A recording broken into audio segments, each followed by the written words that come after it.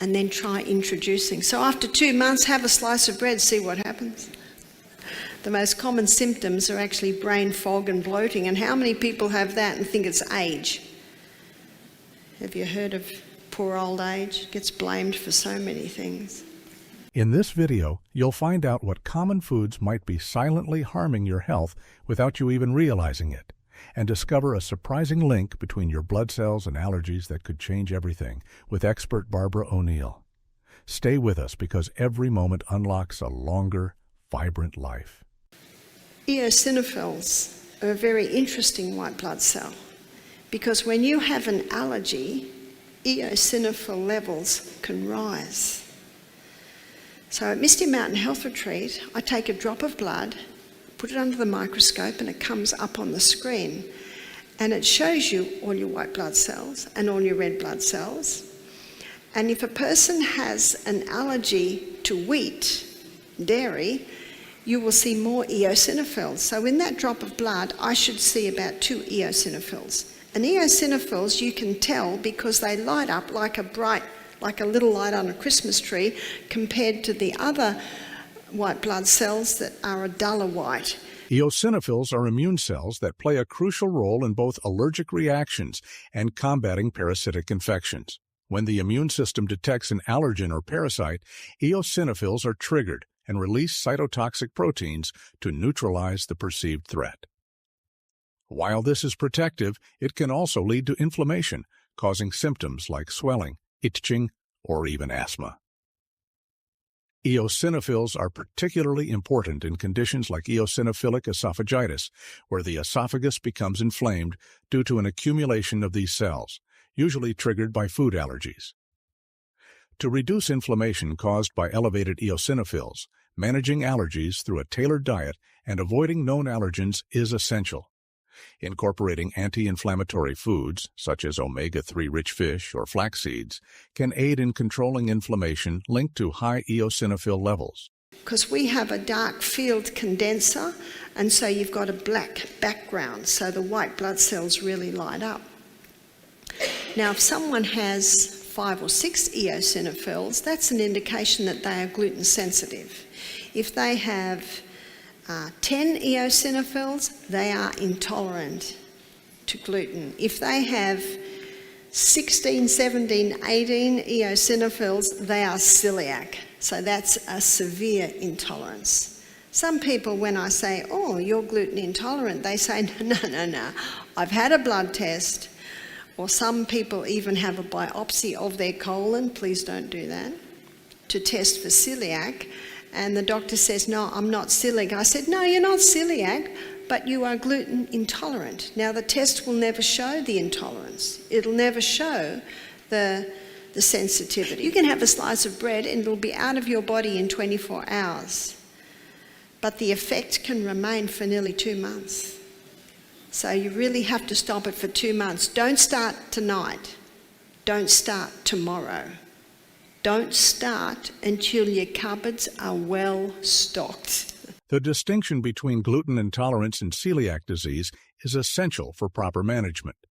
Non-celiac gluten sensitivity causes discomfort, including bloating, fatigue, and cognitive fog, but does not result in the intestinal damage characteristic of celiac disease. Celiac disease, an autoimmune condition, prompts the immune system to attack the small intestine even when exposed to trace amounts of gluten. This can lead to nutrient malabsorption, causing long-term complications like anemia, osteoporosis, and in severe cases, cancer. When reintroducing gluten after elimination, it's crucial to proceed with caution. After a prolonged absence, the body may react more strongly to gluten. Start with small quantities, monitor your symptoms, and consult a healthcare professional before making permanent dietary adjustments.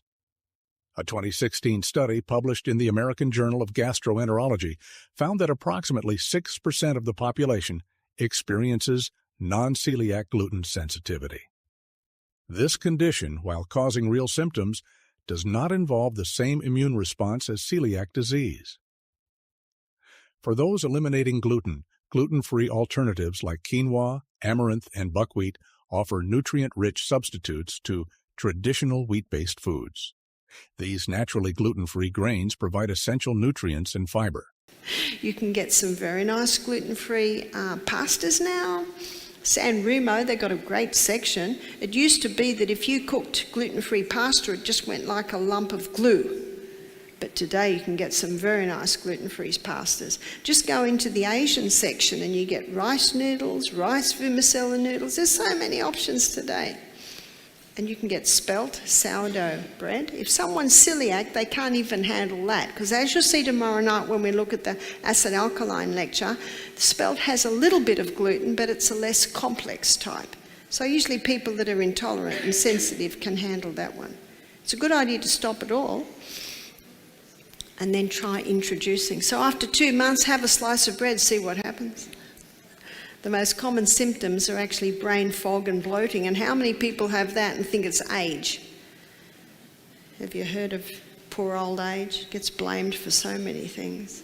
When transitioning to a gluten-free diet, it's crucial to prioritize both gluten avoidance and nutritional adequacy. Many gluten-free processed foods lack the fiber and essential nutrients found in whole grains. Replacing these with naturally gluten-free grains such as quinoa, millet, and teff ensures balanced nutrition and reduces the risk of deficiencies. While spelt contains gluten, its simpler protein structure may be tolerated by those with mild sensitivities, though individuals with celiac disease must avoid it completely. Symptoms of gluten intolerance, including brain fog and bloating, often overlap with other conditions like irritable bowel syndrome, IBS. Eliminating gluten for a period and then gradually reintroducing it is one of the best methods to identify gluten-related symptoms. For individuals experiencing brain fog related to gluten intolerance, staying hydrated, practicing stress reduction techniques like mindfulness, and maintaining a food journal to identify triggers can be beneficial. Additionally, incorporating fermented foods like kimchi or kefir may aid in digestive balance. So we had this guy who used to be forgetting things all the time. I used to say to him, my friends blame the fact that they're 50. What are you going to blame? He was 18. And then we discovered he was gluten intolerant. And when he stopped the gluten, wow, he started to remember everything. Do you know, life should be good. Life should be very good. We've only got one life, and we should be enjoying every moment of it.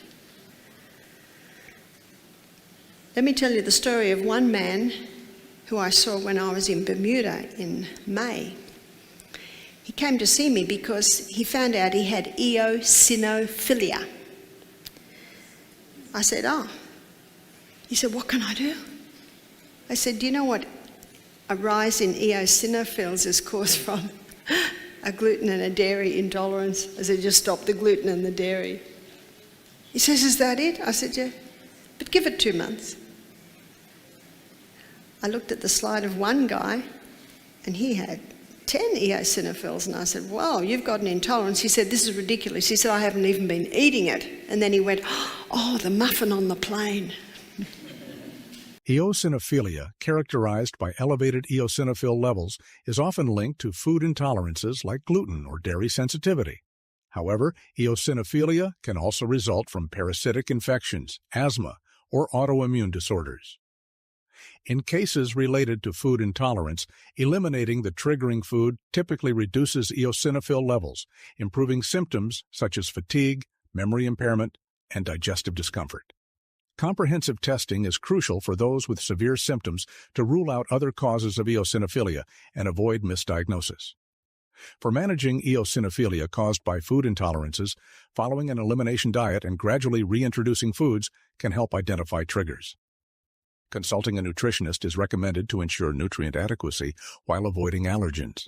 That was enough to bring it all up. So what's the best way to boost your immune system? The best way to boost your immune system is have a quick cold shower at the end of every hot shower. How simple is that? And you'll get used to it and you'll go, don't worry about it. One lady said, Barbara, you say we've got to listen to our bodies, and my body says don't have a cold shower after the hot. It doesn't like it. You see, we're warm-blooded creatures. Of course we're not going to like it, but it's just brief. Won't kill you. And it actually won't make you cold. So every day at Misty Mountain Health Retreat, I run up hills. That boosts the immune system. I get quite hot. On my way back home, I've got a little bag near the creek, and I jump in the cold creek. In the winter, I'm in there 7 seconds.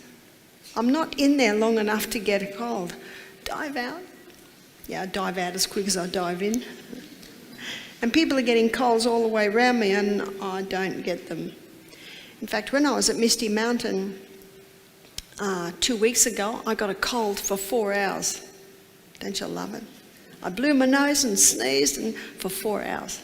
Cold exposure, such as cold showers or immersion, stimulates the immune system by enhancing circulation and activating brown adipose tissue, which generates body heat. Studies indicate that regular cold exposure increases white blood cell production, improving the body's ability to fend off infections and potentially reducing the frequency of colds or other viral infections. Additionally, gluten can hide in unexpected foods like sauces, processed meats, and medications. For those with celiac disease or severe gluten intolerance, strict vigilance is necessary. Reading food labels and being aware of cross-contamination, especially when dining out, are key steps in avoiding hidden gluten. If you're new to cold exposure, begin by finishing your shower with 30 seconds of cold water, gradually extending the duration as your body adjusts. This practice enhances immunity, resilience, and stress management. For those concerned about gluten in processed foods, apps like Gluten-Free Scanner can help quickly identify gluten-free products while shopping. Additionally, opting for whole foods rather than processed products minimizes the risk of hidden gluten. Your presence here is so important, and I'm grateful for every minute you invest in your health. Subscribe to the channel, and if you've made it to the end, comment. I'm committed to my longevity. Let's keep evolving together on this vibrant journey toward better health.